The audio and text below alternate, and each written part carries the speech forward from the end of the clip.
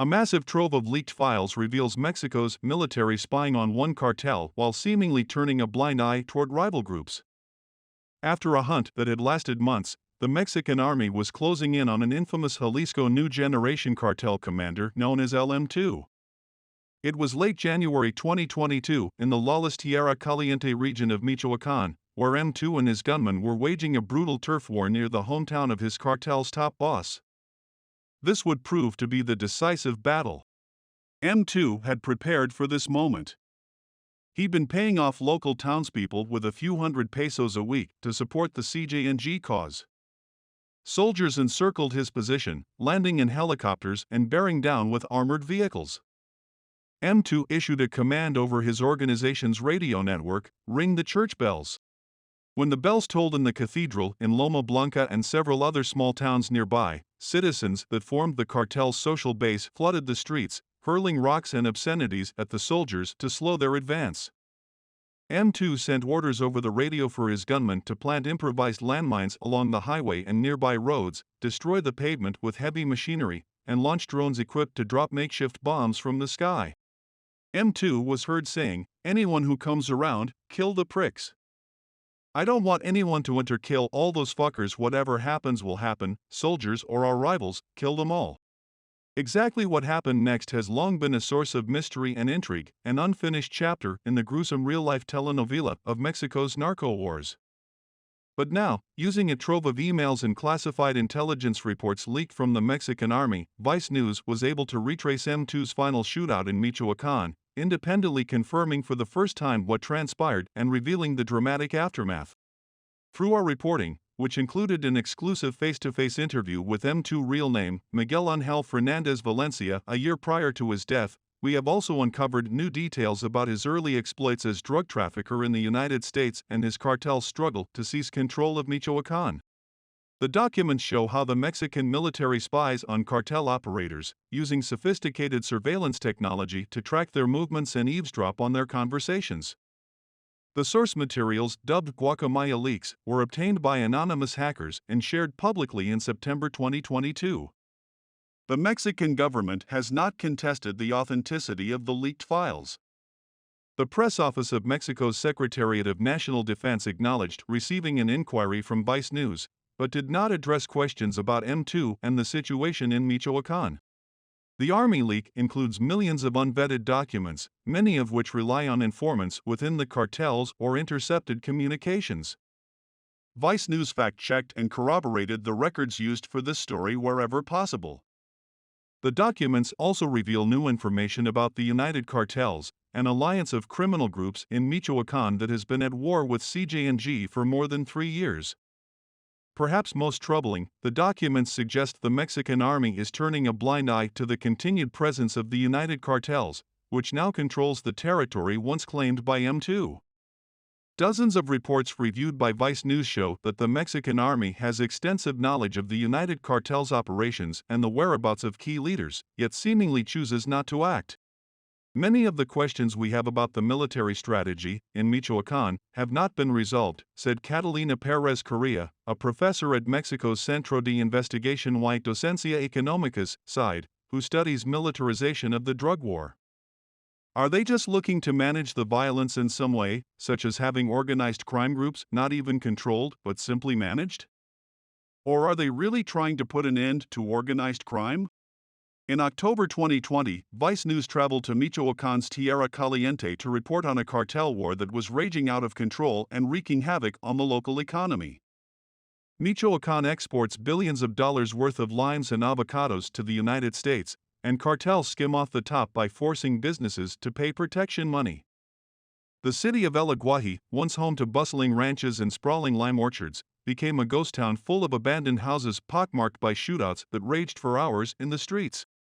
With borders that stretch from the Pacific Ocean into the heart of Mexico, Michoacán has long been a hub for drug trafficking.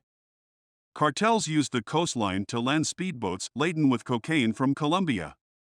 Precursor chemicals from China flow through large industrial seaports, fueling clandestine fentanyl and meth labs hidden in the rugged mountainous interior. Major highways offer direct access to Mexico City and coveted smuggling routes north toward the U.S. border.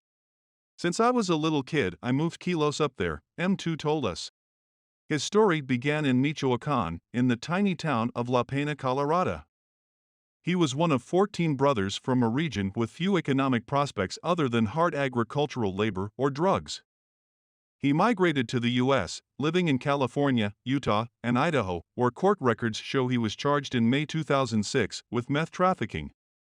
Local police in Bellevue, Idaho, tried to make a traffic stop and he took off in his Mercury Sable, ramming a cop car before eventually being caught with over 4 ounces of crystal.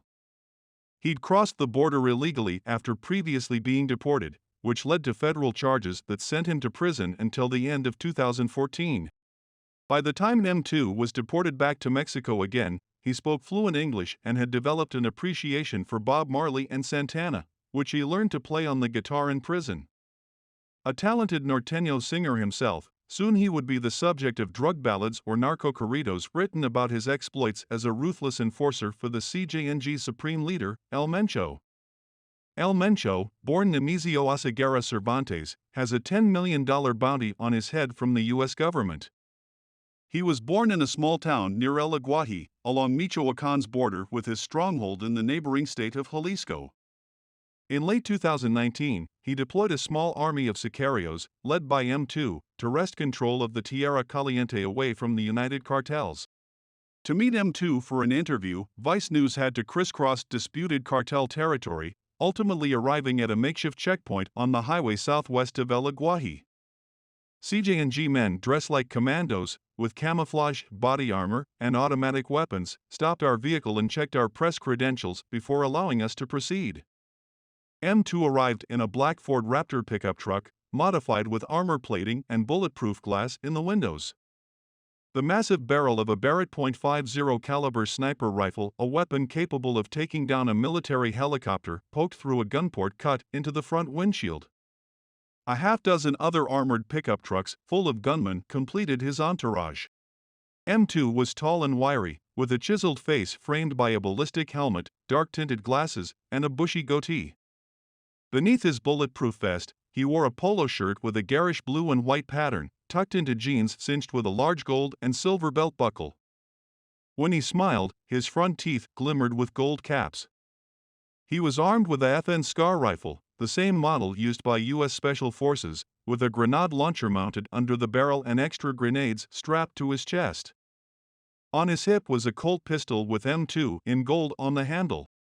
We met in the morning, but he ordered one of his men to fetch a six-pack from the only store in town, cracking a Corona Light as he sat down for the interview, which took place inside of a cemetery next to the grave of a fallen CJNG fighter. At the time, M2 asked to remain anonymous, identifying himself as simply a commander here in the Michoacan region. Because his words can no longer be used against him in court, and because of the significance of his death, we are now confirming his identity as a source. He claimed the CJNG was different from other cartels, focusing only on drug trafficking and not preying on locals. Nobody can say that we're doing kidnapping, robberies, or extortion, M2 said. This is not our line of work. We are drug traffickers. We produce, export, and sell drugs. That's how our papa, El Mencho, makes money. That's our business. We absolutely do not depend on extortion, kidnapping, protection rackets, none of that. The CJNG does, however, have a documented history of engaging in all of those criminal activities. Although it's possible M2 operated by his own code, he was undoubtedly sowing terror across the Tierra Caliente. Displaced people from Michoacan described forced recruitment of young men by CJNG, with those who refused to join beaten, murdered, or disappeared. The United Cartels were even worse, M2 alleged, and he claimed state authorities were supporting his rivals. They are coming after me and pushing me out of places to accommodate our enemies, he said. We are people of laws. And we are people who agree we need a government. But we are not in agreement with the behavior of this government in our state. M2 offered no proof to back up his claims.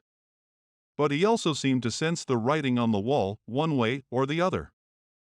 The government is the one who will decide when they want this to end, he said. When the government does their work, When the government does what it's supposed to do, this will end and things will get better.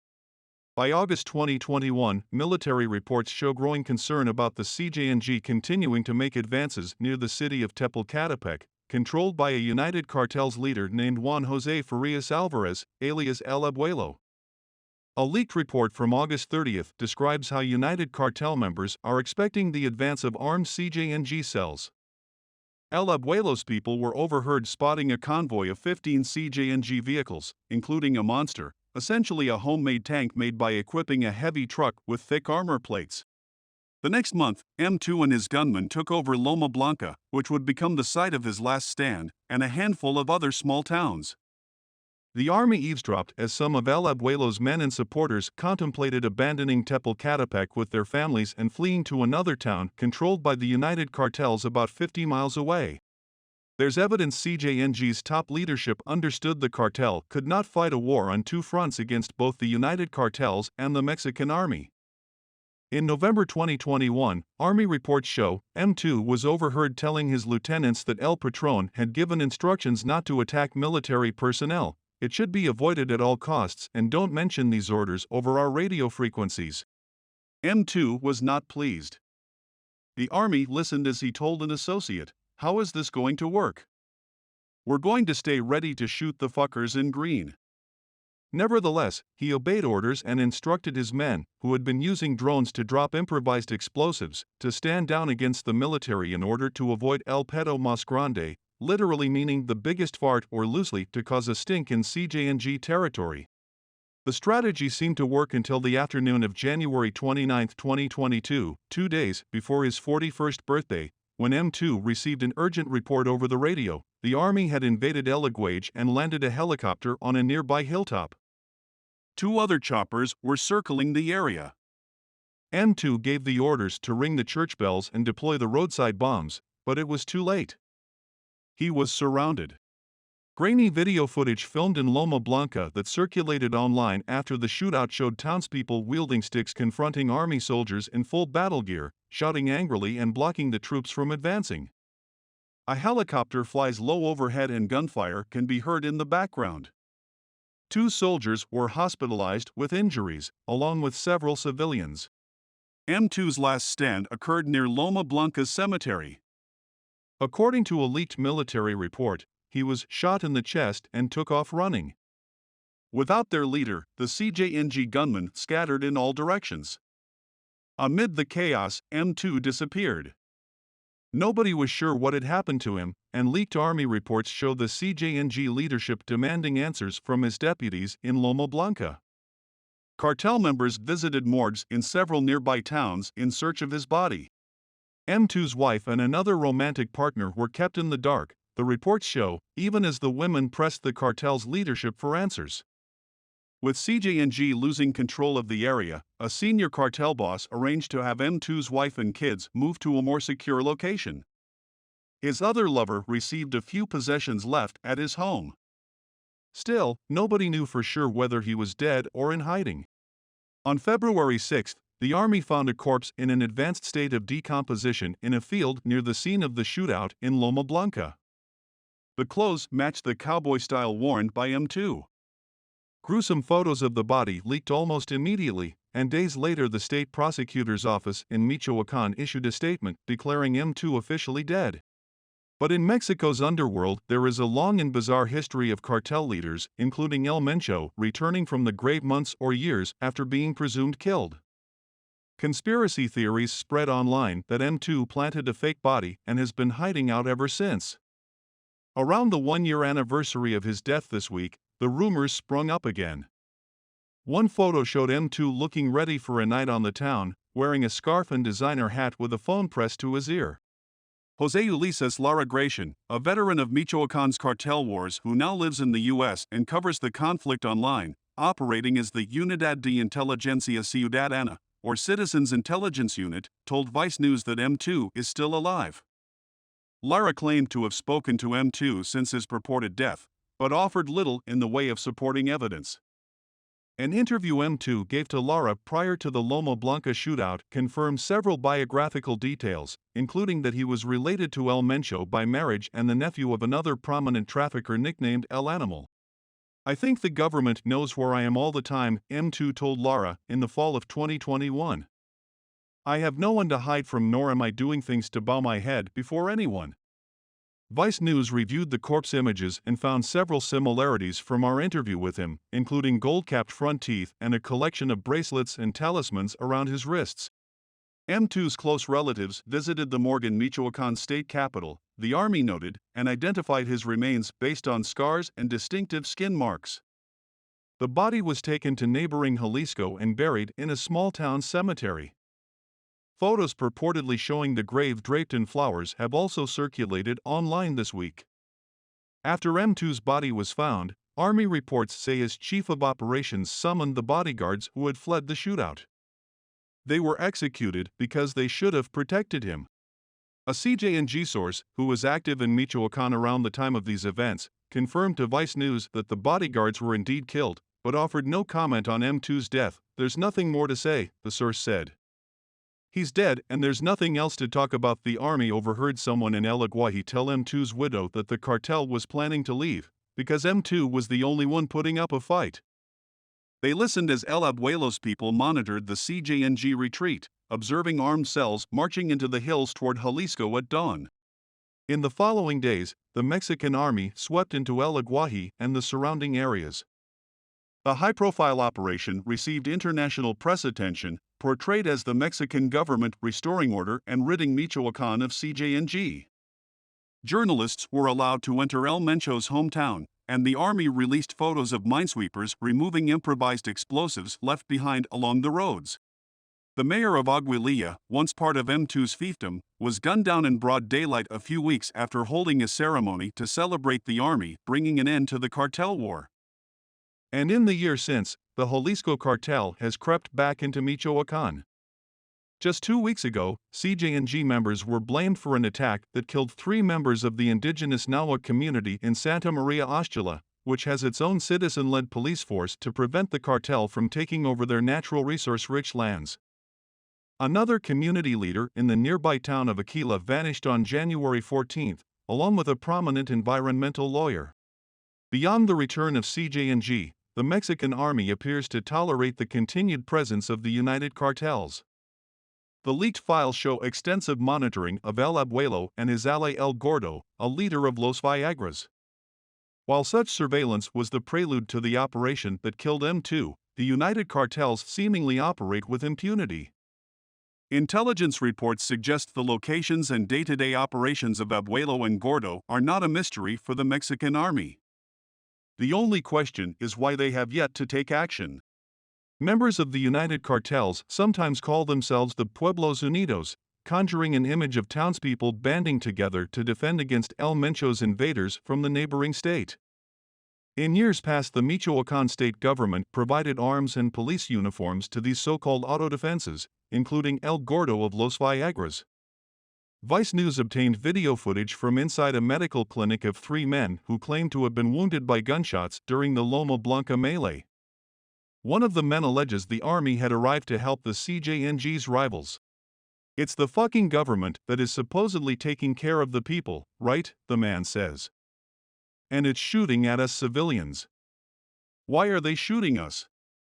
Instead of defending the people, they bring those dogs from the United Cartels." There have been several recent cases involving alleged corruption by high-ranking Mexican security officials. Around the time of our interview with M2, in October 2020, the U.S. arrested, and later released under pressure from Mexico, General Salvador Cienfuegos, a former defense secretary who was accused of taking cartel payoffs, a case Mexican authorities chose not to pursue. Mexico's former Secretary of Public Security, Genaro Garcia Luna, is currently on trial in New York after pleading innocent to allegedly taking hundreds of millions in cartel bribes. Perez Correa, the side security researcher, pointed to the 2014 Ayotzinapa case, which involved the mass kidnapping of 43 college students training to become teachers. The investigation into the crime revealed links between a local drug cartel, police, and the military, including officials who have since been arrested and charged with ordering the students to be murdered and disappeared. It really is the whole state that is participating, Perez Correa said. It is very difficult to think of a policy that is going to reduce organized crime when you have sectors of the army, sectors of the police, that do not really allow you to make a distinction between authorities and criminals. Even M2, who surely benefited from CJNG bribery, bemoaned pervasive corruption prior to his death. He told us he had 4 sons, and it was his dream for them to one day be able to feel safe in his homeland. For over 15 years, Mexico's military has been deployed to fight in Michoacan's cartel wars. Perhaps in another decade or so, he said, there would finally be peace.